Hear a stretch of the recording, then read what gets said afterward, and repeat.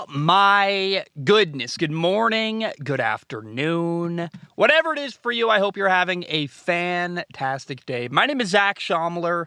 This is Strong Opinion Sports, episode 518. Welcome into the podcasting pickup. Weather report today, very bright and sunny. It's November. The sun is at a sideways angle, basically, no matter where you go. Feels like no matter what time of day you're at, even at noon, it's still sideways. It's orange and bright, very windy today. I prefer the dark and stormy vibe, but I can't provide that today. Anyway, I watched football all day Saturday, all day Sunday. It was a glorious weekend in the football world. Got my notes all together, watched Monday Night Football. Here we are. It is Tuesday, right around noon. And I want to go back in time to Monday morning because there was big news on Monday morning. The Colts fired their head coach, Frank Reich. That comes right after a loss 26-3 to New England. Also the week after firing their offensive coordinator Marcus Brady in kind of a desperate attempt to make something happen. And also benching Matt Ryan, their quarterback, for their young guy, Sam Ehlinger. So Frank Reich is out in Indy. I think it's worth saying that Frank Reich is going to be totally okay. I think he's going to be hired somewhere else as an offensive coordinator. Last time he was an offensive coordinator, he did a great job. He won a Super Bowl with a backup quarterback, Nick Foles, in Philly. I hear his name being thrown around in Pittsburgh if they fire Matt Canada. If Eric Bieniemy gets hired away from Kansas City, maybe he goes there to work with Andy Reid. Frank Reich is awesome, as a human being, and I think he's going to be better off as an offensive coordinator where he will have less responsibility, and I've got complete confidence that whenever he gets hired somewhere else, he's going to do a great job and be successful. Now, Frank Reich was in his fifth year as a head coach in Indy. He actually left with a winning record. He was 40-33-1 in the regular season. You know, that's not terrible. I'm not going to lie. I have seen coaches kept with their current team with a worse record and a worse winning percentage. He was 1-2 in the playoffs. He won a playoff game.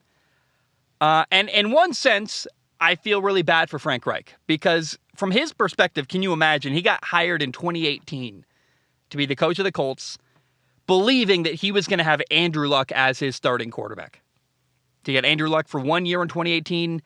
Andrew Luck had a great year, made the Pro Bowl, and then retired the next year before the year even started at 29 years old.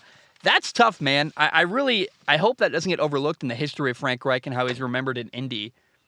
He was supposed to have Andrew Luck, and he never got him. And I would imagine Andrew Luck is a big part of why he even took that job with the Colts. Instead, Frank Reich had a different quarterback every year he was in Indy. Jacoby Brissett, Phillip Rivers, Carson Wentz, Matt Ryan, not to mention all the other guys that played here and there. It's just really unfortunate the way things went down for Frank Reich. He was never a great head coach, but he seems like a really nice man and certainly was a great offensive coordinator. And I would have loved to see what could have happened if maybe he'd had Andrew Luck the last 5 years instead of a cacophony of all these different guys. I mean, it's very possible, and in fact, more likely that Frank Reich would have been very successful the last 5 years and probably still have a job as the Colts head coach. I also think, though, that Frank Reich is probably better off leaving Indy. Here's why I say that. Indy's a tough situation because of their owner, Jim Irsay. He's kind of a loose cannon, and I'm going to get hate for saying this. I don't really care. Jim Irsay says whatever he wants, kind of does whatever he wants. I think he ran Carson Wentz out of town. There are a lot of things behind the scenes that I would not want to work for Jim Irsay because he's kind of controlling. Now, it's his money. His team, he gets to do whatever he wants, but I would be frustrated as I hit my table. I would be frustrated working for Jim Irsay. And the story isn't over here because the Colts have now hired Jeff Saturday as their interim head coach. Jeff Saturday played in Indy for 13 years as a center, snapping to Peyton Manning all through the Peyton Manning era. He was a 6-time Pro Bowl center. He's really only ever coached high school football. But it's not like Jeff Saturday doesn't know the game at all. He played in the NFL for 14 years, 13 of them in Indy. But I will say this is a very weird solution to the Colts' problems. Jeff Saturday was not on the Colts coaching staff. He was actually working for ESPN as an analyst. Again, I said this a second ago. Jim Irsay, the Colts owner, does whatever he wants. Apparently, we're told Jeff Saturday was working for the team as a consultant. So technically, it's a hire from within, which allows the Colts to get around the Rooney Rule. But I have never seen an NFL team hire an interim head coach from the outside. There was once upon a time, I remember Wisconsin football, their head coach moved on to be the general manager.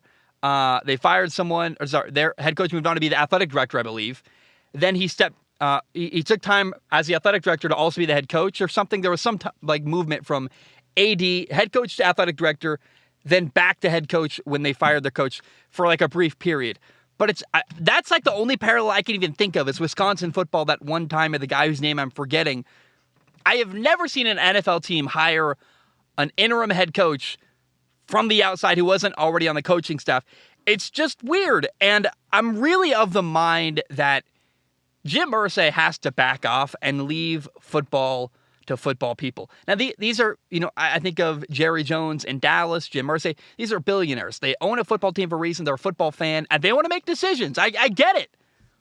But I think the best owners hire really smart people and get out of the way. And Jim Irsay right now is, in my opinion, interfering with football decisions. The fan base is split. I know Jim Irsay is really popular in this fan base, but I would never trust him, and I would never want to work for him. It sounds like a horrible, horrible thing to do. The Colts are in a very weird spot. They got rid of their head coach. They fired their offensive coordinator. I would imagine Jeff Saturday is going to have the players that are really going to like him and be on his side. Because, again, he played in the NFL for 14 years. He's an awesome dude. I also love offensive linemen. Offensive linemen in general have a really cool spirit about them that is underrated and kind of a cool personality type normally. So I don't know, man. Jeff Saturday has nothing to lose. I'm not trying to hate on Jeff Saturday or say he's going to do terrible. I think from his perspective, it's worth a shot. Try to help your old team that you love. I'm sure this felt like a once-in-a-lifetime opportunity. And actually, he has nothing to lose truly, because if the Colts lose a bunch of games, all it's going to do is help them be in position to get a better first-round pick. At minimum, I would hope he can help fix the offensive line because they've woefully underperformed this year. But it's a very weird situation. I've never seen someone just hire an ESPN analyst to come in mid-season be their head coach. Like, that just doesn't happen. It's not quite that cut and dry because he does have history with the franchise. Apparently, he was working as a consultant, we're told. It better be true because, again, they circumvented the Rooney Rule. And I'm rooting for Jeff Saturday. I hope he does well. I like him as a person. Like, he's awesome in interviews always throughout his career, and I like him as an analyst. And I hope he can help the offensive line at minimum. It's a weird experiment. I'm not really sure what's going to happen with Jeff Saturday. If anything, I think it reflects more poorly on the owner, Jim Irsay, for just consistently sticking his nose where, in my opinion, it doesn't belong, although he would tell you, I'm the owner, I get to do whatever I want. So again, I think you leave football to football people. You're a great businessman, you're a billionaire owner, be a fan and hire smart people. But it's too tempting for these owners, man. They can't afford, they can afford to. They can't get their, I think, ego out of the way, and they're too excited about things and want things done their way and think they know better. But, historically, the most successful owner probably in the modern era is Robert Kraft in New England, who he let Belichick run things the way he wanted. He won 6 Super Bowls, more successful than any other owner ever, because he got out of the way. He hired smart football people and backed off. And even when his boy Tom Brady was getting pushed out of New England, he trusted Bill Belichick. Well, that remains to be seen if that was the right thing to do or not. But my point is, I hate a meddling owner. I think Jim Irsay is. And we'll see if Jim Irsay can turn things around for the Colts. Since Peyton Manning left, they haven't done a lot. They had a couple brief years with Andrew Luck. They didn't support him properly. He retires early. We've seen a meddling owner in Dallas, Jerry Jones, chase a Super Bowl for years and fail and fail and fail and fail. So, I don't know. Rooting for Jeff Saturday. Nothing against him. But you have to acknowledge it's very weird to hire a guy off the streets or right out of the ESPN broadcasting studio to be your interim head coach. Now, my favorite game this past weekend by far was Miami at Chicago. The Dolphins beat the Bears 35-32. And honestly, I could not have picked a better way for things to play out in this game if I just written a script myself. It was crazy. Both quarterbacks played very well, and neither of them had a turnover, Tua and Justin Fields. Miami won, which I if I could have made a decision beforehand, I would have wanted Miami to win because they need to win more to stay in contention. And losing for Chicago actually helps them get closer to a higher draft pick, which, let's be honest, the Bears aren't going to win a Super Bowl this year. So at this point, I hope they're winning. I hope the Bears are really competitive and lose a lot of close games the rest of the year because every loss gets them a better player that's going to help Justin Fields, their young quarterback. I also love that Justin Fields played really well in this game. If anything, you can blame the refs. There should have been a pass interference call at the end of the game called on, in favor of Chase Claypool. The defender didn't let Chase Claypool jump up. So I like it because you walk away going, hey, since Justin Fields played great, it's really hard to blame him for the loss. And the fact that Chicago's offense was able to keep up with Miami's high-powered offense, Tua, Tyreek Hill, Jalen Waddle, I think it says a lot about how far things have come for the Bears offense. I've been tracking them all year. It's crazy. Like, this was my dream game. Chicago against Miami. These are my two favorite teams to watch all year. It's been fun to watch their development. I've been checking in with them every week. And the way it played out was great, man. Justin Fields and Tua put on a show. It was a blast. Justin was 17 for 28 passing with 123 yards, 3 touchdown passes, 2 to Cole Kmet, 1 to Darnell Mooney on a beautiful throw. No interceptions, no fumbles. Plus, Justin Fields ran 15 times for 178 yards and another touchdown. Justin Fields had this play on 3rd and 6 where he scrambles, ran for a 61-yard touchdown. He's weaving through defenders, and it was unreal. It was like, man, I had 2 thoughts. It's a video game play. Like, you make that play in Madden more than you see it happen in real life. And also, there's only 2 people in the NFL who can make a run like that on a 3rd and 6 for a 61-yard touchdown. It's Lamar Jackson and Justin Fields. And I love seeing this guy do well. I remember at the time of the NFL draft saying, I don't know what's going to happen to Justin Fields, but I would draft him in a heartbeat. I watched him play in the college football playoff. Dude's a playmaker. I can teach him how to play football if I'm a coach at all. And I'm so happy to see him getting good coaching and good support. And I didn't think that he was going to get good support this year. So it's glorious what's going on. It's also worth saying that Justin Fields does a great job avoiding big hits, either by sliding or going out of bounds.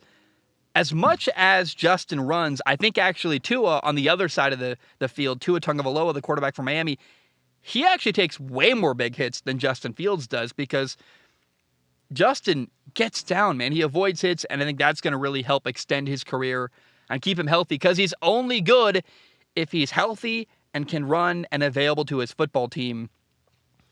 I got to give a shout out to Bears offensive coordinator Luke Getsy.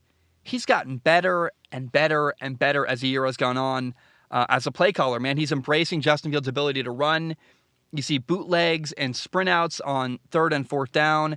He's using that ability to run and doing creative stuff with it. He is also doing creative stuff in general. You saw direct snaps to David Montgomery in kind of a wildcat set. You saw in this game against Miami, Cole Kmet, the tight end, goes under center and ran a quarterback sneak for a 1st down, taking something from the Kansas City Chiefs, which they've done with Travis Kelce. I love it, man. The Bears offense has really impressed me these last couple weeks, and Justin Fields keeps getting better and better, and his understanding of defenses is making him into a really dangerous weapon and making him into a player that's going to be really hard for defenses to stop. As he goes, oh, that's man coverage. I can take it and run. There's no one on me. I'm seeing a QB spy or I'm not. Or even when they do a QB spy. There was a play on was it 3rd and 8 or 3rd and 6 where he ran for a 1st down and Miami had a QB spy, meaning there was a guy dedicated where the defender's sole purpose was to follow Justin Fields. And if he ran, track him down.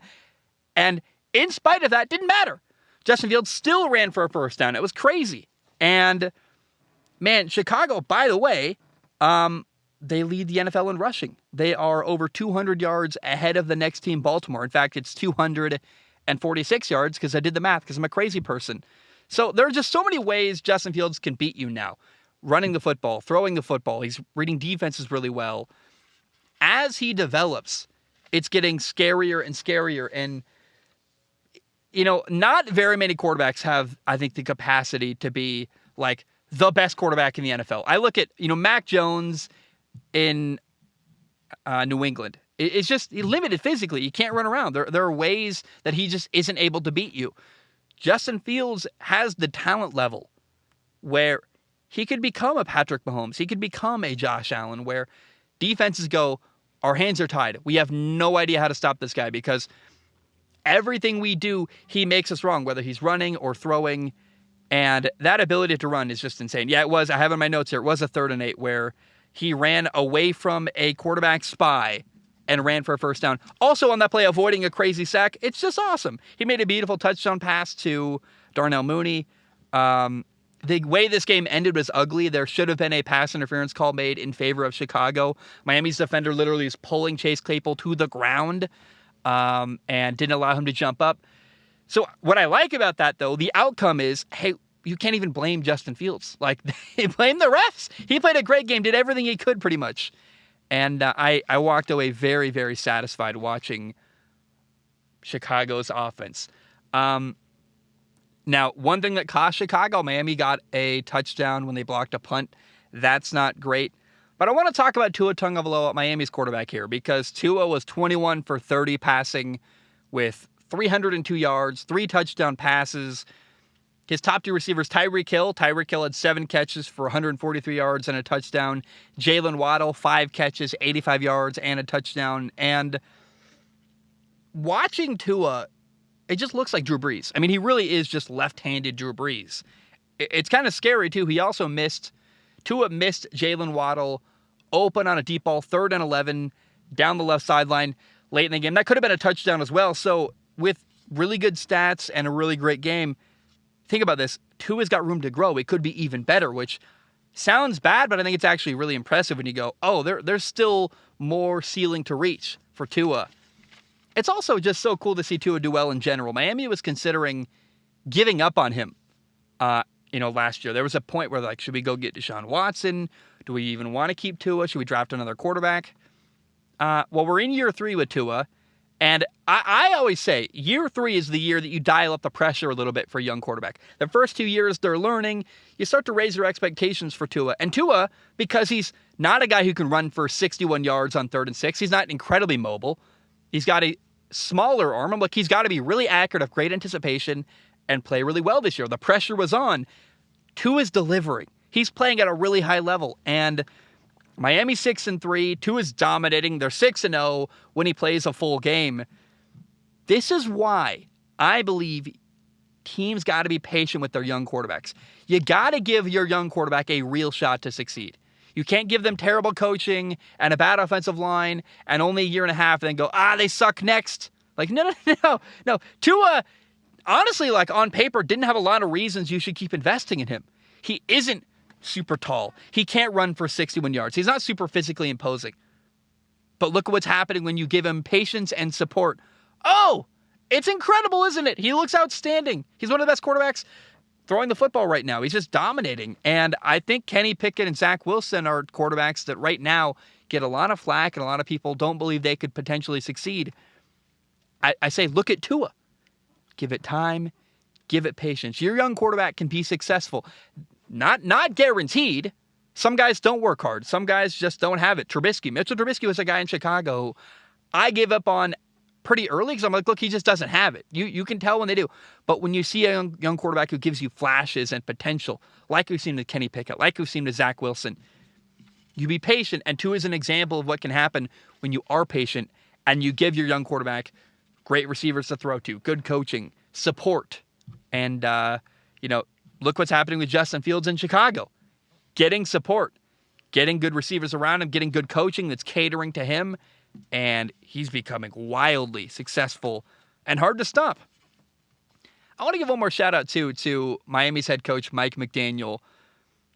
Mike McDaniel is far and away my favorite coach in any level of football, college, high school, pro. I love the guy. I love how he has risen to the moment. First year ever head coach. When he was hired, a lot of people were like, who is this guy? And I listened to him in interviews. I'm like, he's really fun. I don't know if he's going to succeed, but he's certainly fun to listen to. And I love the way he interacts with Tua. I love everything about Mike McDaniel. I'm a huge fan. And there's this great moment after this game, or maybe it's this week, where he's talking about, I kept telling Justin Fields to stop scrambling. He wouldn't listen. He just kept running and running, which is kind of a fun joke. Like, that's his sense of humor. He's got personality. He's a great coach. He also never gives away revealing answers. He's humorous, but I would compare Mike McDaniel to Mike Leach, the quarterback or the head coach in college at Mississippi State. I was around Mike Leach a lot at Washington State. There are many ways to answer a question and also not give away good information. Bill Belichick, the Patriots head coach, historically just says nothing. 1-2-word answers, never gives the media anything. And that's fine, but it doesn't make anyone like you. It doesn't ingratiate people to you. Mike Leach in college will never really give you a straight answer about football, but he will go off on tangents about all kinds of stuff. Weddings, pirates, girlfriends, ice cream flavors, movies. Like, he'll talk about anything basically except football. Mike McDaniel has his own strategy to find a way to answer questions without also giving up information. And I just find it really fascinating and fun to listen to. All around, Miami at Chicago was by far my favorite game of the weekend, and I had a blast watching it and taking notes about it. And I'm so glad these two young quarterbacks, Justin Fields and Tua Tagovailoa, both were great. That makes my heart really happy because I want to see them both succeed. And, oh man, it was awesome. Now, another game that I thought was pretty awesome. The Jets beat Buffalo on Sunday 20-17. There are two big storylines from this game. Number one, in this game, the Jets' previous game against New England, their quarterback, Zach Wilson, was kind of reckless with the football. He threw 3 interceptions, and I didn't expect the Jets to win this game. All I wanted from this game was that their young quarterback, Zach Wilson, would make progress and play a cleaner football game. I'm like, hey, just no reckless, crazy throws, protect the football.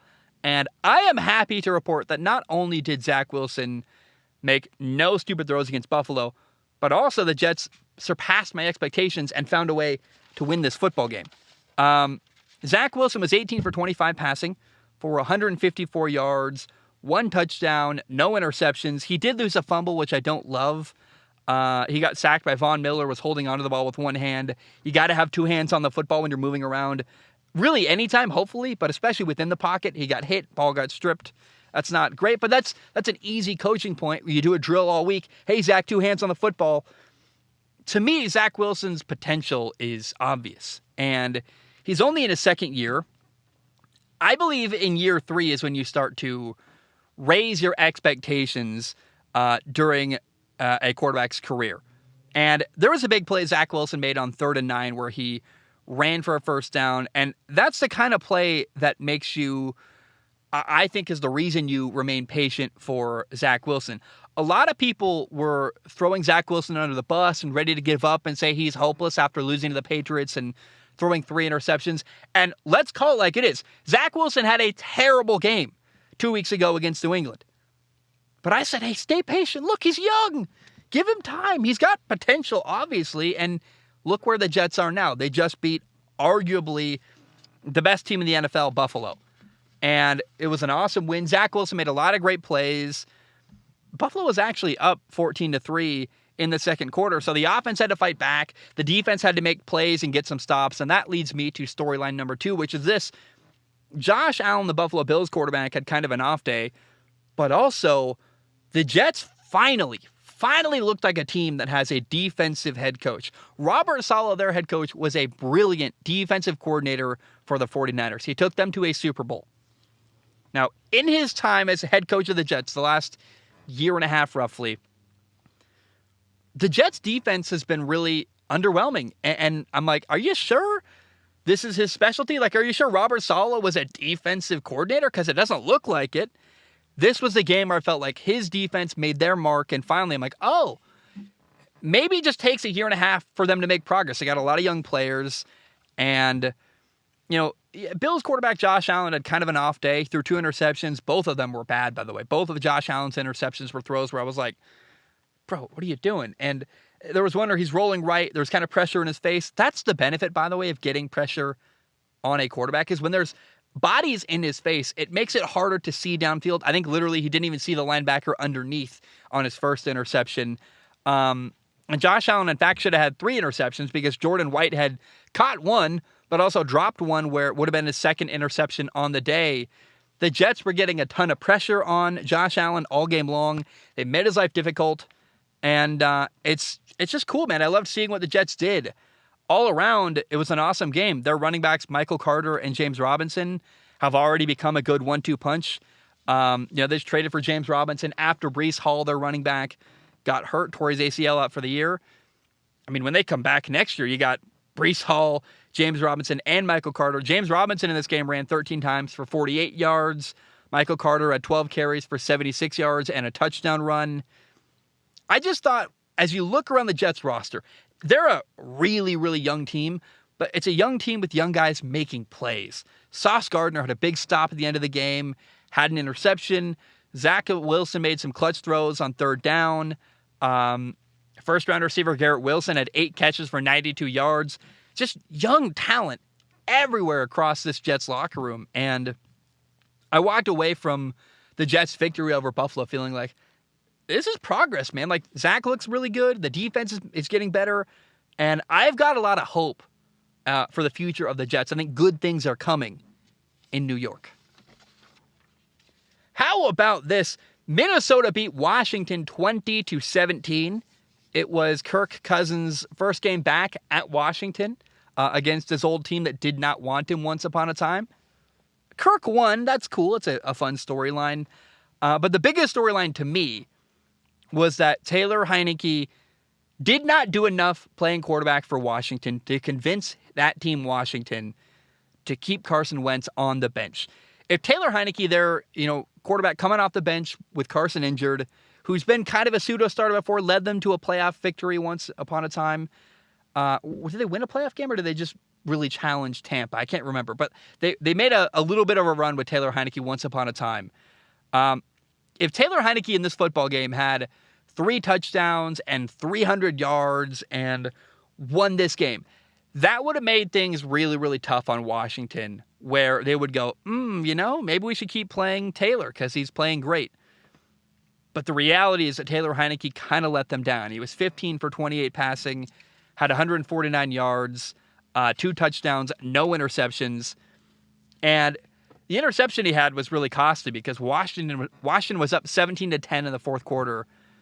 And Heinicke made a really poor throw over the middle. The ball went high, got picked off. That led to a Vikings touchdown, tied the game at 17. And I love Taylor Heinicke. I'm a big fan. I support the guy. I love his story. I root for him. And I'm also not really sure that Carson Wentz would have come in and done better than Taylor Heinicke. But here's the problem. You're paying Carson Wentz a ton of money. And unless Taylor Heinicke is killing it, 3 touchdowns, 300 yards, and winning games, then you're not going to... The only reason to keep Carson on the bench is if Taylor Heinicke's doing incredible. If Taylor Heinicke is not, which he is not killing it, you got to stay with Carson Wentz when Carson becomes healthy because you're paying him too much money to sit on the bench. In fact, Taylor Heinicke had a wild completion for 49 yards to Curtis Samuel for a touchdown. It wasn't really a good decision. It was a throw up into triple coverage. He kind of got lucky it was completed. That really padded his numbers. I mean, without that catch, Taylor Heinicke would have been 14 for 28 with only 100 yards, 1 touchdown, 1 interception. I have no doubt Carson Wentz can perform that way. And if you want a guy to throw balls in a triple coverage, Carson could do that all day. I've walked away, unfortunately, really disappointed that Taylor Heinicke didn't really grab the moment by the horns and just run away with it. They lost. He didn't play great. And I think at this point, you got to go back to Carson Wentz when he's healthy. Now, Minnesota is 7-1. They got a massive lead in the NFC North. They just traded for tight end TJ Hawkinson. He already has made a big impact. In this game, TJ Hawkinson had 9 catches for 70 yards, and he's still learning the offense. Can you imagine in a couple weeks when he's really fully caught up? A lot of people, when Minnesota traded for tight end TJ Hawkinson, A lot of people said he was overrated, and I just think those people are dead wrong. I totally disagree. This was a massive trade. It was a big deal. I have no idea why Detroit decided to send TJ Hawkinson to Minnesota, but man, it's going to be a massive move for them, and he's going to make a big impact as the year goes forward. Now, the game ended in an unfortunate way for Washington. The Vikings kicked a field goal with 1:55 left on the 4-yard line, and the kick was good, but the problem was Washington got a penalty for unnecessary roughness to hit the long snapper. That gave Minnesota a first down on the 2-yard line and allowed them, with that first and goal situation, to run the clock all the way out before kicking a field goal with 12 seconds left and getting that 20-17 lead. So basically that meant Washington had no time left to respond. The Vikings won 2017. And I think there's a good shot after this game, watching and kind of observing the year Minnesota's had. They're absolutely contenders, man. I don't know that they're going to win a Super Bowl and beat Buffalo or Kansas City, but they could get to the dance. And also, you never know. I just watched Josh Allen have a really bad day against the Jets. I mean, you get to the Super Bowl, anything can happen. You have a couple things go your way. You play really well. You have your best day of your life, and you're Nick Foles winning a Super Bowl beating Tom Brady. I mean, I think there's a great shot we're going to see in the NFC title game, Minnesota against Philly, playing to go to the Super Bowl. And, if you're right there, I think the Vikings have a shot at a Super Bowl. They're really awesome. They're 7-1. They're even better now with TJ Hawkinson. They're so dangerous to play. I mean, Dalvin Cook at running back. You've got Justin Jefferson, Adam Thielen, TJ Hawkinson, receiving weapons everywhere. And Kirk Cousins. I talked last episode about someone wrote in on Patreon. I think it was ENK. Shout out to him. If you're on Patreon, you're awesome. ENK wrote in with a question saying, are we too hard on Russell Wilson, the quarterback in Denver? And my answer is no. I think people should be very critical of Russell Wilson. He's kind of weird. He's kind of aloof. But I see a lot of parallels between Kirk Cousins and Russell Wilson. They're kind of both goofy, really religious, and super nice family men, and they always say the right thing, or at least try to. There's a bit of cheesiness to both Russ and Kirk Cousins, but here's the difference between Kirk Cousins and Russell Wilson. Kirk has kind of an edge, and we're starting to see more of it as the year goes on. He's always said that quote, "You like that?" Which is such a funny way for a Midwest guy to talk trash, right? But we're seeing more and more of Kirk Cousins' personality. You see moments of him celebrating with a chain on. You see him beating his old team. I really like the more we see of Kirk Cousins' personality and kind of the edge, the authenticity of him to be like, yeah, man, I want to win. I'm angry. I hate my failures on Monday Night Football. I want to show the world what I can do. And I think that this year's Kirk Cousins, doing the gritty of the locker room and having chains on and doing silly stuff, that's the moments you're missing with Russell Wilson. There's a lot of parallels between Russ and Kirk Cousins. They're both goofy, really family friendly. They're like Disney Channel stars that play quarterback in the NFL, but Kirk has a little bit more of an edge and more authenticity that we just don't see from Russell Wilson. So I find Kirk highly likable, and I'm excited for the future of the Vikings this year. I think they've got a chance to make a really deep run and maybe even win a Super Bowl. By the way, last thing worth shouting out in this football game, it's worth mentioning Washington had these really cool all-black uniforms. Black uniforms, black helmets. I don't have much more to say, but I thought it looked really clean. I like the look. All black is awesome. And the way, the Washington on the front, it just looked really cool. I like their all black uniforms that Washington wore on Sunday. Okay, we got to talk about, I forgot to say something, by the way. Josh Allen, the Bills quarterback, is dealing with I don't know how to even say this. Let me just kind of leave a thread out there. There's potential that Josh Allen is injured. He's getting evaluated for UCL injury in his elbow. Who knows what that really means? It could be nothing. It could be a big deal. I don't know. We're waiting on more details. But I want to throw that out there now, so don't forget to say it.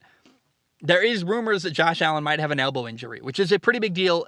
If he is, he's the Buffalo Bills quarterback. He's, I think, the best quarterback in the NFL. Frankly, him or Patrick Mahomes are right there.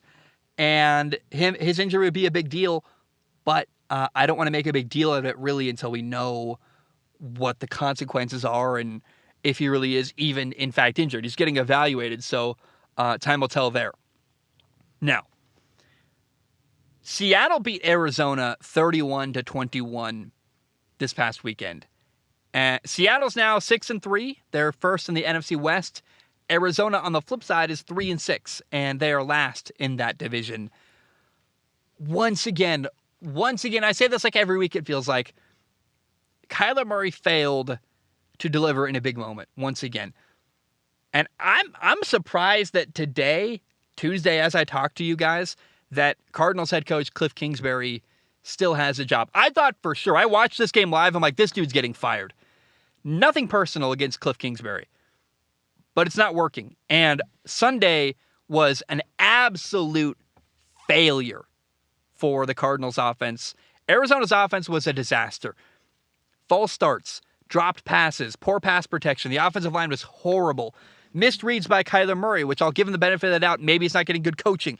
It was so bad. And whenever an entire offense falls apart, it's a failure in leadership and a failure in coaching. Cliff Kingsbury is failing as a head coach and a leader, and his quarterback, Kyler Murray, isn't much better. Kyler Murray, like, the thing he's got to get criticized for, he doesn't rally his troops. I have talked through the years, some of my favorite quarterbacks are guys who maybe they're not the most talented, but they bring the best out of the teammates around them. Kyler never does any of that, man. He never, ever, ever steps up as a leader when you need to see it. And, you know, Arizona had 12 penalties in this game.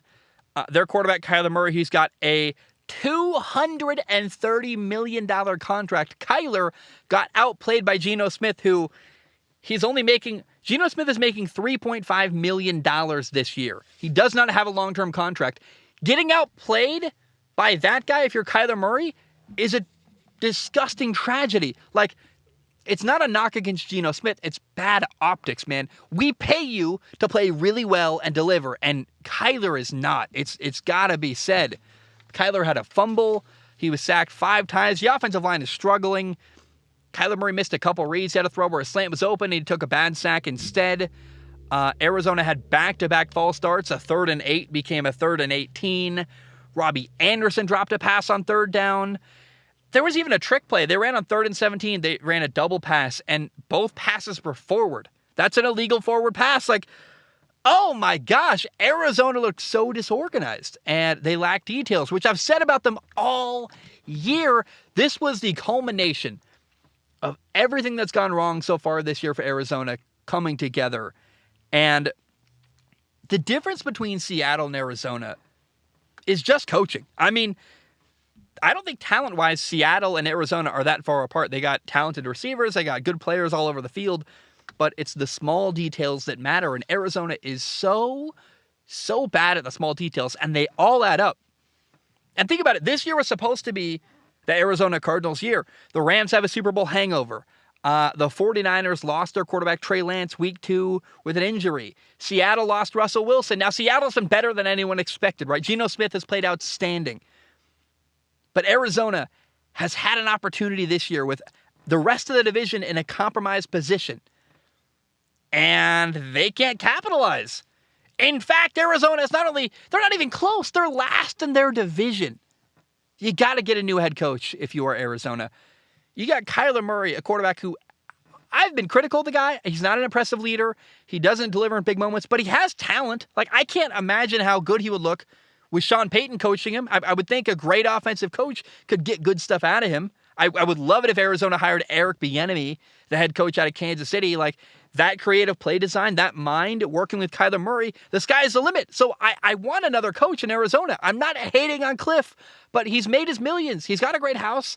He can afford to lose his job. And when Kyler Murray's throwing to DeAndre Hopkins and can't look great, I mean, can you imagine if Aaron Rodgers and the Packers had DeAndre Hopkins? They would have won. They would have beat the Lions this past weekend. So Arizona is a disaster.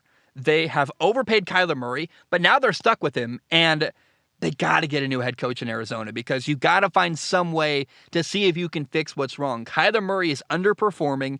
The team is a disaster. Their details are awful. They're getting out coached every single week, And at this point, the only solution is Arizona has to fire Cliff Kingsbury, bring in a new coach. I would throw out Eric Bieniemy, the offensive coordinator in Kansas City, would be, I think, a brilliant fit to be a play designing, play caller, whatever the word is, to put Kyler Murray in good situations week in and week out. Another name.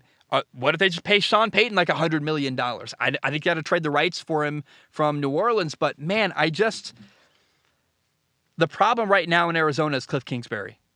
It pains me to say that. I root for him as a person. He's kind of a fun guy in interviews, but, man, is he doing a poor job in Arizona. And against Seattle, that was the prime example. They were a disaster on Sunday. And it's coaching. Like, the problem is coaching and leadership, and you're not getting rid of Kyler, so the only other move you can make is replace the coach and get a better one who can hopefully put Kyler in better positions to be successful and make sure he's not missing reads on important key downs.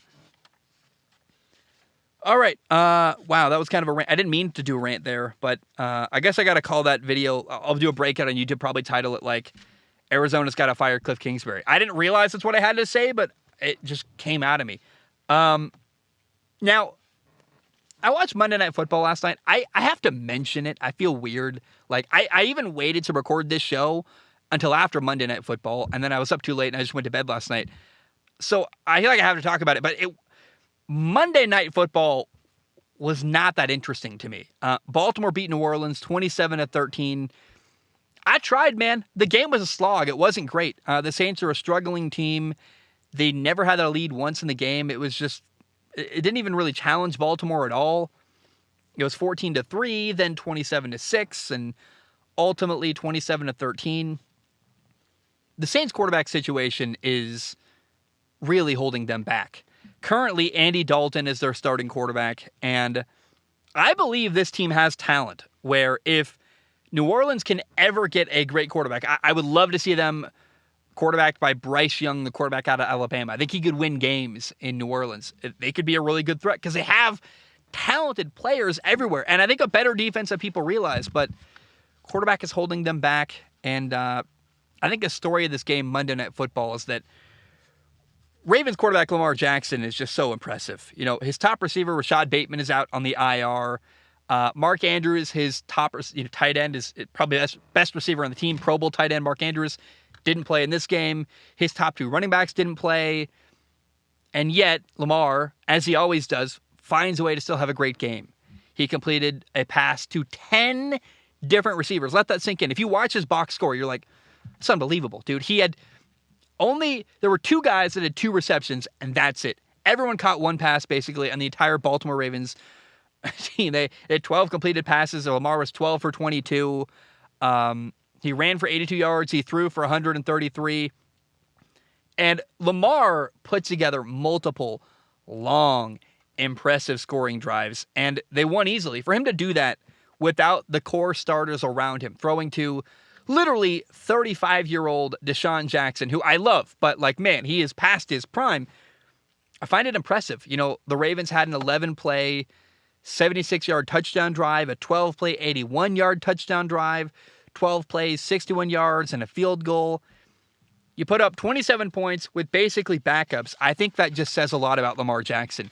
Week in and week out, I talk about how they got to pay the guy, and they will pay the guy. But this game, the story to me, Monday Night Football, in a game that didn't have a lot of really interesting storylines, the story was, wow, Lamar Jackson continues week in and week out to find a way, despite the odds stacked against him. And I love the guy. He's awesome. He's the heart and soul of that franchise, and he delivers every time I watch him. Now, Tom Brady and Tampa beat the Rams 16-13. Tampa is now 4-5, and the Buccaneers are trying to keep their season alive. I talked about how this is interesting because maybe Tom Brady, with the divorce finalized, can kind of move forward and focus on football. And I thought this game, this past weekend, beating LA, I think it could be the beginning of kind of a comeback to the Buccaneers season. This game was kind of a classic Tom Brady moment. Tom Brady got the ball, 1st and 10 at the 40-yard line, his own 40-yard line. with 44 seconds left and 0 timeouts. Down 13-9. And Tom Brady put together the game-winning touchdown drive. It felt like watching Tom Brady with my dad as a child. Took me back. Couple big throws. I have no idea why the Rams were allowing the Buccaneers, by the way, to have so much space on the sideline. I don't get it. Like, they just allow them to get 10 yards and run out of bounds. I don't know why. But Tom Brady put together a 60-yard touchdown drive in 35 seconds to win the game. It was wild. It was fun. And again, I think this could be the beginning of kind of a comeback for Tampa. They're 4-5. And if they want to make the playoffs or win their division, that final drive has to be the first step toward Tampa making some momentum and winning more games, because it wasn't a great game all game, but Tom Brady turned it on at the end. And I hope that final moment maybe could be the leaping off point to help them the rest of the year. If it's not, the year is over. Like, they're 4-5. They got to get going now. It's now or never. And if this game is any example, when it's now or never, and Tom Brady's got nothing to lose, he finds a way to deliver every single time. He always has his entire career. He did in this game, and the rest of the year now is, hey, Tom Brady, it's the fourth quarter. You got to deliver. You got to make it happen. And I'm not going to lie to you. I have confidence that Tom Brady can do it. I don't know how he's played as long as he has. I have learned in my career covering sports, you don't succeed when you doubt Tom Brady. You give him the benefit of the doubt until he gives you a reason to believe against him. And maybe this is the year that Tom Brady starts to wither away and fall apart. But I wouldn't be shocked if this is the year that Tom Brady starts 4-5 and makes a resurgence, wins the division anyway, makes a playoff push, and maybe even makes a playoff run, because that's Tom Brady. When you back him into a wall and you put him in a corner, he finds a way to squirrel his way out of it and succeed anyway. He does it every time. He has through his entire career, and we'll track it as the rest of the year goes on, but there's a chance this is the beginning of something for the Buccaneers. All right. On Sunday Night Football, Kansas City beat Tennessee 20-17 in overtime. Honestly, this was a winnable game for Tennessee. I feel like I almost owe them kind of an apology. I was so certain they were going to lose when I did my weekend preview last episode. And I was sweating bullets. I was watching this game on Sunday night like, am I going to look like an idiot here? Am I dead wrong? Like, I might be, because they almost won. And ultimately, the Titans' quarterback situation held them back. Ryan Tannehill, their starter, did not play. He's apparently dealing with an ankle injury. So rookie quarterback Malik Willis made his second ever NFL start, a second one back-to-back. And man, this guy, Malik Willis, is just not ready. I'm not hating on the guy.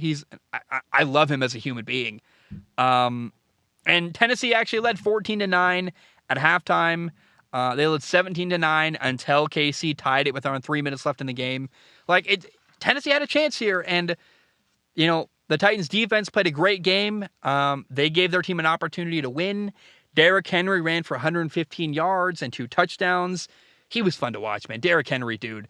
I mean, the joy of this football game is getting to watch Derrick Henry and Patrick Mahomes, 2 of the best players in the NFL, go head-to-head and both make plays all night. But if Ryan Tannehill had been able to play in this football game, I think Tennessee would have won. I really believe that. That's the difference. Malik Willis is only able to complete 5 passes all game long. And you're not going to beat Kansas City and Mahomes only completing 5 passes during a game. It's just, even in overtime, the Titans defense gave Tennessee a chance. They stopped Kansas City. They held them to only a field goal. And when the Titans got the ball, Malik Willis couldn't do anything. He took 2 really bad sacks. And again, Malik Willis finished on the day 5 for 16 passing with 80 yards, a couple sacks. A crazy contrast to Patrick Mahomes, who, it was so much fun in this game to watch Patrick Mahomes play football. He threw 68 passes. He was 43 for 68 passing, threw for 446 yards, a touchdown, a pick. Patrick also ran for 63 yards and a touchdown, on top of running for the clutch 2-point conversion to tie the game and force overtime. Patrick Mahomes made so many big plays in this game. It was crazy. His ability to move around and use his legs. I think the focus often gets put onto Patrick Mahomes' crazy throws, but a lot of the reason we see Patrick Mahomes making crazy throws is because he's extending plays and rolling left and rolling right and doing crazy stuff. And I just hope people appreciate Patrick Mahomes because he's special. He's so fun to watch. And I think that not having Ryan Tannehill was the difference in this football game. If Ryan Tannehill plays, the Titans would have beat Kansas City on Sunday, which actually, to be honest, it makes me feel even more confident in Tennessee. Like, hey, you took KC to overtime with Malik Willis at quarterback? Wow, you're better than I thought. So, actually, hey, my apologies, Tennessee. I was wrong. You guys are even better than I thought you were. And Derrick Henry's a monster. And I'm not a... Ryan Tannehill gets a lot of hate. Ryan Tannehill's a really competent quarterback, and he's great in big moments. He's good on fourth down. He can run around a little bit. He can keep plays alive. Ryan Tannehill is like the Stetson Bennett of the NFL. Stetson Bennett's a quarterback at Georgia who's never going to be a Heisman Trophy winning quarterback. He's thrown for like 11 touchdown passes this year. I think actually Stetson Bennett, 11 touchdown passes, 6 touchdown runs, and 3 interceptions. Someone look that up. I think I'm dead right on that. But you're not going to see Stetson Bennett talked about as a Heisman Trophy winning candidate. But Stetson Bennett makes plays, dude. He really does play at a high level, and I have confidence that Stetson Bennett can go head-to-head with a quarterback like C.J. Stroud. And what we're seeing is Tennessee is a really great football team, a good defense, an incredible running game, and they got Ryan Tannehill, who, for all the flack he gets, he's certainly not Patrick Mahomes or Josh Allen, but the dude can make plays, and I actually think that maybe Tennessee is the most underappreciated and overlooked team in the NFL right now, where everyone's talking about Kansas City and Buffalo potentially winning a Super Bowl this year. The dark horse in the AFC is A, Miami, but B, Tennessee. Tennessee, they've got a team built to win football games in January, in the cold, in the playoffs. And if any team could go to Buffalo and win in a cold, can Josh Allen cut the ball through 50-mile-an-hour winds? Probably. But you know what really helps when you're playing a game in Buffalo in January with crazy wind? Just running the ball with Derrick Henry for like 500 yards. So Tennessee, man, I feel like I owe you guys an apology, and Tennessee is maybe a lot more of a contender than I previously thought. Detroit beat Green Bay 15-9 this past weekend. The Lions have beat the Packers. It's a great moment for them. Definitely, this is the lowest point of the year for the Green Bay Packers. They are now 3-6. They've lost to the Lions. And in this game, Aaron Rodgers, the Packers quarterback, had 3 interceptions. 2 of them were kind of fluky. Both of them were on the goal line, the first 2. One got tipped on first and goal, got picked off. I think the ball literally bounced off a defensive lineman's helmet. In fact, it did. It got tipped in the air and picked off. The second one was a sweet play by Lions rookie defensive end Aiden Hutchinson. The Packers tried to, on fourth and goal, they were rolling right with Aaron Rodgers. They tried to throw back left to their left tackle, David Bakhtiari. Kind of a trick play, but it didn't work. Aiden Hutchinson read it and picked off the ball. Great play by him. His third interception, Aaron Rodgers' third interception, to be more clear, was probably his worst of the day. The defender undercut Robert Tonyan. It was a throw down the seam. Not a great play there. The Packers' lack of receiving weapons is just killing them, to be honest. I mean, Aaron Rodgers, we're seeing him start to force throws and try to make plays, and it's weird to see Aaron so frustrated that he's actually taking chances, because Aaron historically is a guy known for not throwing interceptions and being very safe with the football, even maybe to his team's detriment. Like, people accuse Aaron sometimes of protecting his stats rather than trying to win games and make plays. And I'm just not really sure why Green Bay decided to give Aaron Rodgers a massive contract extension if they weren't going to support him. I don't know why they didn't trade for anybody at the trade deadline. I don't know why they didn't draft a receiver in the first round. I don't know why. I mean, they better go get Odell Beckham Jr. or something, right? It's shocking to me, the lack of support the Packers have given Aaron Rodgers. And here's how the game ended. The Packers had the ball, 55 seconds left in the game, first and 10 at the 17-yard line going in. They are 17 yards from the end zone, down 6 points. They need a touchdown to win. If you told me, first and 10, 17-yard line, 55 seconds left. First and 10, 17-yard line.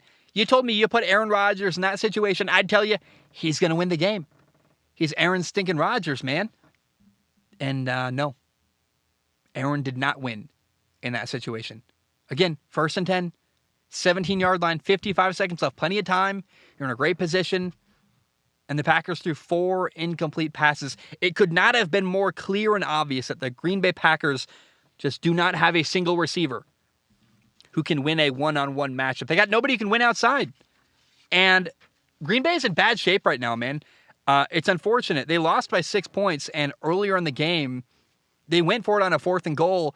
Aaron got picked off. They could have kicked a field goal there, and if they'd kicked a field goal in that moment, then later on 4th and 10 on the 17-yard line, they would have been down only 3 points. They could have kicked the game-tying field goal and at least forced overtime. It's just the Packers, man. They had a lot of good drives that ended with 0 points. 13 plays, 88 yards, interception on the goal line, 0 points. 7 plays, 47 yards, interception on 4th and goal. The Packers had a 12-play drive, 61 yards, ended on 4th and 3. 8 plays, 40 yards, ended on 4th and 10 on the 17-yard line. Like, the Packers' offense is struggling, and it's so clear and obvious. They need a receiver. They better go get Odell Beckham Jr. I don't care how you offer him. And what is unfortunate about Green Bay is they don't seem to realize they're not a big draw. Like, Green Bay, Wisconsin is not a place a free agent receiver like Odell Beckham Jr. would want to go. So you got to pay a premium. You got to pay more money to convince guys to go there. They seem completely unwilling to spend money. And I just don't get it. I really do not understand why they would give all this money to Aaron Rodgers, bring him back, and then not support him. Now, for the Lions, this game was a great result. I don't think it's a coincidence that Detroit won when their defense finally played well. I mean, on paper, it's the best defensive performance of the year by the Lions. But Green Bay is 3-6, and they've lost 5 games in a row. And look ahead for the Green Bay Packers. They play Dallas, then they play Tennessee. Tennessee just took KC to overtime with a backup quarterback. Then they play Philly, who's undefeated. So, man, the Packers are at least going to be 4-8, but more likely 3-9 in a couple of weeks. And it's terrible. I mean, the Packers are just in the worst position they've been in years. Now, let's end the show with college football. Let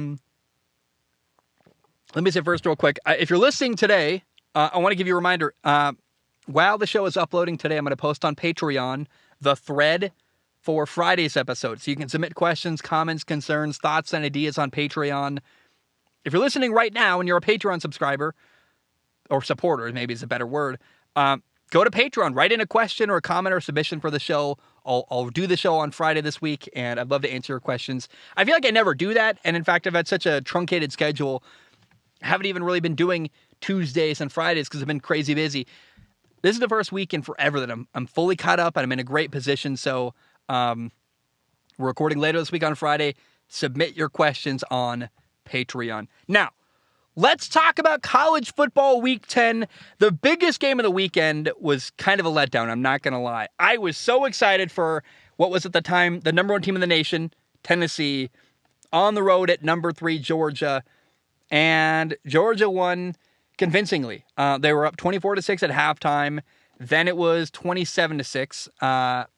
Tennessee did get a touchdown with 4 minutes left to make it 27-13. But Georgia's defense was incredible. And it felt like the moment was a little too big for Tennessee. They never looked comfortable. They had a bunch of false starts. Their offensive line struggled with penalties. I think the crowd, plus the pressure of the moment, plus the late shift by Georgia's defense, it just led to a bunch of false starts. And Tennessee's quarterback, Hendon Hooker, missed a couple shots deep. He didn't throw a touchdown pass in this game, which is kind of shocking. He did get picked off. So not a great game for Tennessee. The guy that shined in this game, in my opinion, who I think has shined all year for Georgia and does not get the love he deserves. Georgia's quarterback, Stetson Bennett, man. He's not a Heisman Trophy candidate. He's not going to put up crazy gaudy numbers, but Stetson Bennett is balling. Like, people got to give him some respect. Last year, I thought Stetson Bennett was led to a national title by a great team. It was a great team that took Stetson Bennett to a national title. Then Georgia lost a bunch of talent. They had 15 guys drafted. This year, Stetson Bennett is the one leading the way. He's not being led, he's doing the leading. Stetson Bennett is leading Georgia to a national title. And if Stetson Bennett had more touchdown passes, like, he would be a Heisman Trophy contender. Absolutely. He has played so well in big moments. And people don't give him respect because he's on a great football team. But I can't wait for the day we get to watch Stetson Bennett go toe-to-toe with C.J. Stroud. I would not have said that a year ago. But I've watched Stetson Bennett get better and better. He's making plays. He's running around. He's throwing deep balls. He's accurate. He's on time. He's killing it. And Stetson Bennett's come such a long way. It's crazy to see. I expected a better game here. I probably shouldn't be surprised that Georgia won and made it seem so easy.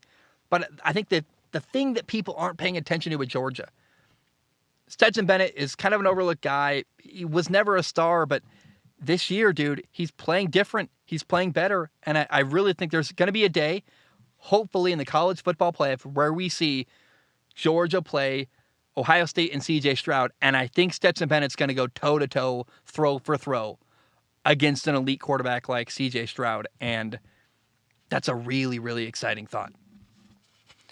Now, LSU beat Alabama 32-31 this past weekend in overtime.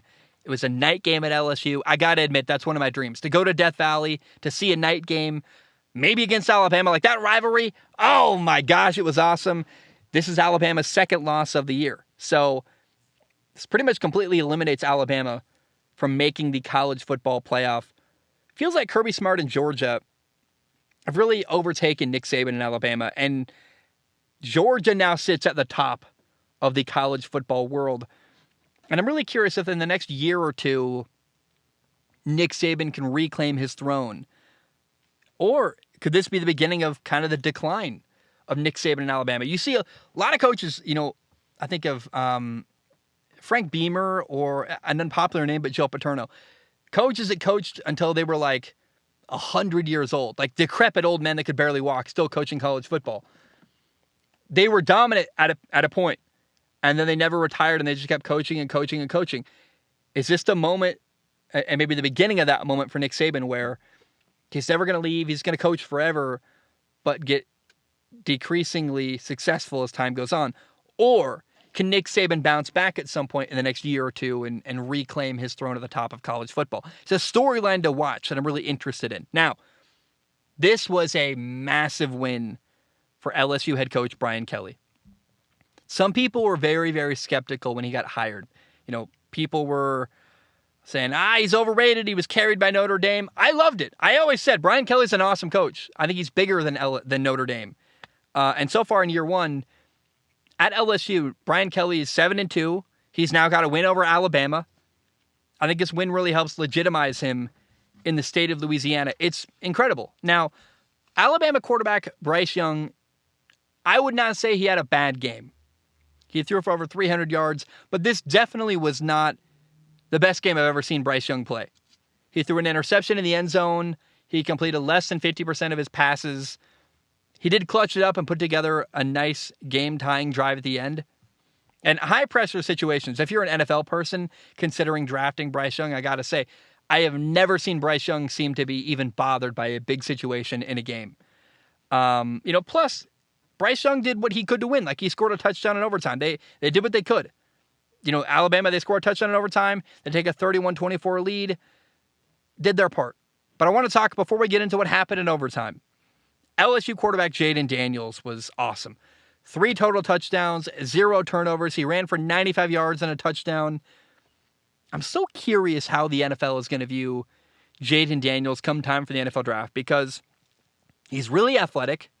got a pretty good arm. I think he could be a second or third round steal, maybe similar to Jalen Hurts out of Oklahoma who went to the Eagles. I mean, there's a couple teams in the market for a second or third round quarterback, and maybe Jaden Daniels is one of those guys. Now, the way this game ended was chef's kiss, beautiful. It brought me back to Utah's win over USC earlier this year.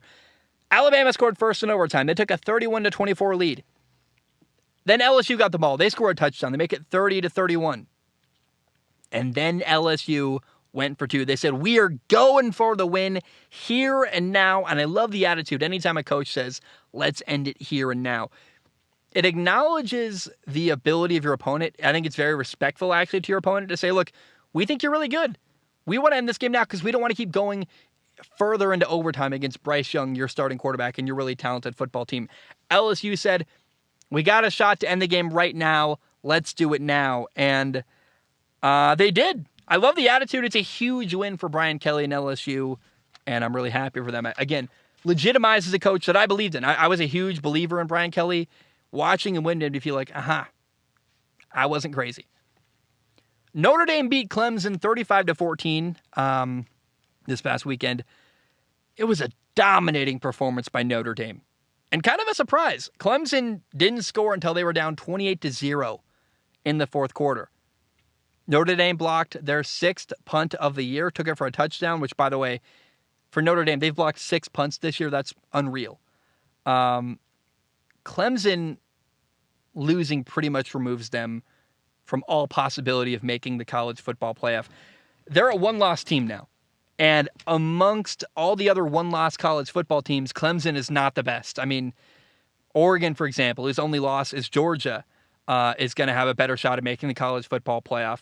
Maybe later Michigan. If Michigan loses to Ohio State, they're going to get in with one loss over a one-loss Clemson team. Clemson losing really is going to open the door for some other team to make the college football playoff. I think it makes things very, very interesting.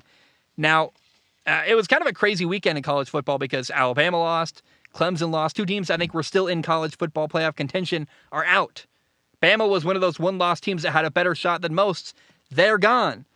So, kind of a wild shakeup in college football, but I want to talk about the Clemson quarterback situation. Clemson quarterback DJ Uiagalelei was the starting quarterback for this game. He did not play well. He had a pick 6. There was a screen pass I watched DJ throw wildly off target. He threw like a swing route literally behind Will Shipley, out of bounds, lost 7 yards, created a 3rd and 17 situation. Woefully unimpressed with DJ Uiagalelei. Am I Yoda? Woefully unimpressed was I. I can't even talk. But now when Clemson was down 14-0 in the third quarter, they tried putting their true freshman quarterback, Cade Klubnik, in. And unlike the Syracuse game earlier this year, he couldn't rescue Clemson. He threw an interception, was quickly put back on the bench. It's unfortunate. I would really like to see Cade Klubnik actually get a legitimate shot to start a football game instead of just consistently being put in when they're like, hey, rescue us. It's not going well. Maybe you can save us. I don't like throwing Hail Marys with Cade Klubnik. How about you actually put him in and give him a real legitimate shot? I remain confused and fascinated by the Clemson quarterback situation. I am not sure why Dabo Swinney, their head coach, remains so committed, unwaveringly committed to DJ Uiagalelei. I don't get it. I don't know what's going on there. Does DJ have pictures of Dabo doing crazy stuff? Like, what does he have on him? Is he blackmailing him? Like, why is DJ still the quarterback at Clemson? I don't get it. I'm joking there. But my point is, like, I really hope Clemson makes a move at some point to start Cade Klubnik. I want to see the guy get a real shot, not just come in the second half when you're down a bunch, expected to maybe save the day. I don't know. Either way, Notre Dame dominated. I thought it was a good day for Notre Dame and their former head coach, Brian Kelly. Notre Dame dominated up front. They put a lot of pressure on DJ Uiagalelei on the defensive line. Their offensive line was incredible. Notre Dame ran for 263 yards. And not a bad first year for Notre Dame Marcus Freeman. He's now 6-3, bowl eligible. And I know I was bad-mouthing him the other day, but I like bad-mouthing the program. I remember when Brian Kelly left Notre Dame, I was like, I think Brian Kelly's better than Notre Dame. I don't think Notre Dame's this crazy good job. But I got nothing against Marcus Freeman. He's an awesome dude. Great to see him win. And I liked watching Notre Dame upset Clemson this past weekend. Now, there's one more game I thought was interesting this past weekend. Texas beat K-State 34-27. Texas quarterback Quinn Ewers played well. He had 2 touchdowns, no turnovers. Texas running back Bijan Robinson had 30 carries for 209 yards and 2 touchdowns. Just 1 touchdown run. Not 2, just 1. I'm getting carried away here. Now, I don't know that I would draft Bijan Robinson in the first round because I just wouldn't draft any running back in the first round. But Bijan Robinson is a guy that's going to get drafted probably in the second or third round of the NFL draft and become a day one starter and really, really impress a lot of people. Another storyline here in this football game is that K-State's quarterback, Adrian Martinez, came back from an injury in this football game, and he threw a bad interception before halftime. That led to a Texas touchdown. In fact, Texas led at halftime 31-10. And I'm not trying to create problems, but it feels like there should be a quarterback controversy in Manhattan, Kansas, where K-State is, because I'm not going to lie, I thought maybe when they were down 31-10 at halftime, I'm like, maybe you should have started your backup quarterback, your other quarterback, Will Howard. You know, he had 4 touchdown passes in your previous win, 48-0 over Oklahoma State. It was interesting they put Adrian Martinez back in despite what happened, and I just wonder, I don't know what the narrative is right now in Manhattan, Kansas amongst K-State fans and their students, but you would think there's people saying, we should probably play the other quarterback. Adrian Martinez didn't get it done. Now, Adrian Martinez is more talented. He's got a bigger arm. He can run around and make plays with his legs. I'm not sure he's better, though. Talent doesn't mean you're a better quarterback necessarily. So he's another athletic quarterback, though, in college football. And I'm curious how the NFL is going to view him, because I think of Anthony Richardson, who is a powerhouse, huge arm, can run. Most talented physically quarterback in college football is Anthony Richardson. Then you got Adrian Martinez and Jaden Daniels. There are teams in the NFL right now, the Giants, the Saints, the Lions, Washington, Denver. A lot of teams that could draft a quarterback in the second or third round, and Adrian Martinez is another guy that I could see a team taking a flyer on and saying, we're going to teach this guy to play quarterback because he's really talented. So keep your eye on that. That's really interesting. Now, here are the college football rankings after Week 10. The AP Top 25. I think we got to wait a little while till the College Football Playoff makes another official rankings. But number 1 right now in college football is 9-0, Georgia. Number 2, according to the AP, the Associated Press Top 25, Ohio State's number 2 at 9-0. Michigan is number 3, also 9-0. And number 4 in the nation right now is their highest ranking yet, TCU, also 9-0. So the top 4 teams are all 9-0. 3 teams fell this weekend after losing, Tennessee, Alabama, and Clemson. The number 5 team in the country is 8-1 Tennessee. Number 6 in the nation is 8-1 Oregon. Both teams' only loss is Georgia, but Tennessee's loss to Georgia was a little better than Georgia's dominating blowout over Oregon. The number 17 in the nation is LSU at 7-2. They just beat Alabama. The number 8 team in the nation is 8-1 USC. Number 9 is 8-1 UCLA. 3 Pac-12 teams in the top 10, which is kind of interesting. And the number 10 team in the nation is Alabama at 7-2. Now, things to pay attention to. On November 26th, Michigan plays at Ohio State. That's going to be really interesting. I'm very excited to see what happens. I would imagine Ohio State is going to beat Michigan, but Michigan, even with 1 loss, still has a good chance to make it into the college football playoff at this point, in my mind, because they could be the best of the 1-loss teams remaining. And there's only 4 teams undefeated. That's not going to stay that way. By the end of the year, the potential, at best right now, you're going to have 9-0 Georgia, undefeated Georgia, undefeated Ohio State or Michigan, depending on who wins their head-to-head game, and then potentially an undefeated TCU team. You can only have 3 right now based on who's lost, so that's really interesting to me. Another good matchup is November 19, UCLA against USC. Both teams only have 1 loss, and the Pac-12 title game is going to be Oregon against the winner of USC-UCLA. There's a small chance that a Pac-12 school could make it into the college football playoff, like a 1-loss Oregon, a 1-loss USC or UCLA, because of who's lost ahead of them. especially if TCU loses and then you've got a couple one-loss teams getting in, there's a really good chance the Pac-12 with one loss or a one-loss Michigan team is going to make it into the college football playoff. Guys, I want to look up one thing real quick. I don't think any college football playoff rankings have come out. I think it's kind of got a while to wait. College football playoff rankings. I can't even... Jeez. Playoff rankings after week 10. Let's see. I don't think any new ones are out, but let's find out. Yeah, so we have predictions. It's going to be a while until we get a real college football playoff ranking. So I would have liked to see, but everything I'm seeing is just the Associated Press rankings, because the college football playoff is kind of this weird governing body that does its own thing, and I want to wait a while. I'm going to check every other source I can. I don't think we got. Yeah, we only have the AP Top 25. So that's the AP Top 25 in college football. I'm going to give you guys a treat. I'm going to zoom out as much as I possibly can. Seems like a fun way to end the show. Look, hi guys, it's me in my truck. You get to see everything. Look, hello. My name is Zach Schaumler. Thank you so very much for tuning in. I love you.